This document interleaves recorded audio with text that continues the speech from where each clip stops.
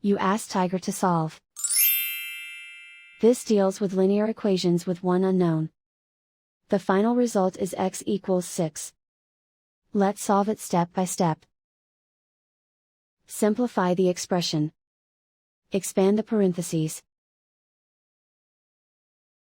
Group like terms. Multiply the coefficients. Simplify the arithmetic. Group all x terms on the left side of the equation. Subtract 9x from both sides. Group like terms. Simplify the arithmetic. Group like terms. Simplify the arithmetic. Group all constants on the right side of the equation.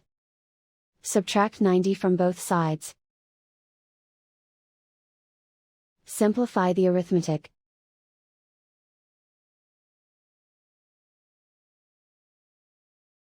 Isolate the x. Divide both sides by -21. Cancel out the negatives. Simplify the fraction. Cancel out the negatives. Find the greatest common factor of the numerator and denominator. Factor out and cancel the greatest common factor. And so the final result is x equals 6.